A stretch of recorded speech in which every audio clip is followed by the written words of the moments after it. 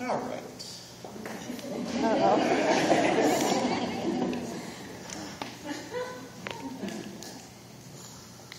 I first met this student way back in the year 2007.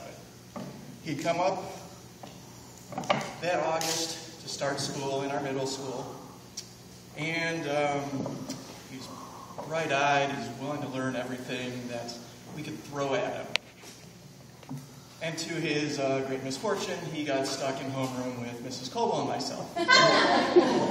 Which, those of you who would have us together, made things slightly interesting. This young man is very intelligent. He's very inquisitive. He was always asking for more information about whatever topic that caught his interest. And we did our best to answer when we could. And on those rare occasions when we couldn't, Mrs. Coble made some stuff up. And I tried not to laugh.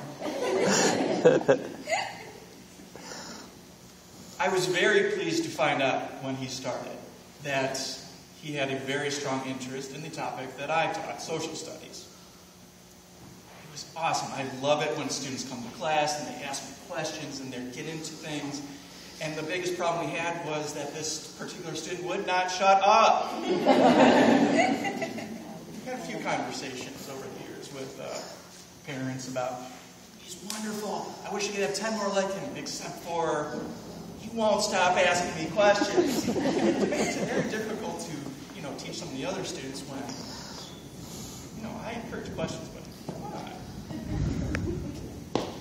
When he left middle school after his 8th grade year, I tried to keep tabs on him whenever I could. I would ask around or, keep an eye on him in the hallway because I was always interested in how well he was doing in his classes in high school, and I was always very interested in what he was going to do after that. And I was very pleased. A lot of you may not have known I had to leave the middle school at the end of last school year. And so it was very difficult because I've been here for so long and I've watched so many of you guys grow up. And when Mr. Priest asked me to come back, it was a huge pleasure for me to find out that my particular student was going to be in one of my classes. And it made such a difference in my life. Just because I knew I'd be able to see this particular student every day, not to mention a lot of the other guys. And it was a huge deal for me. My student has a very dry sense of humor, but he is also an extremely grounded individual. And he has the makings of a very strong leader. He is very willing to go out and listen to other people's ideas, but at the same time,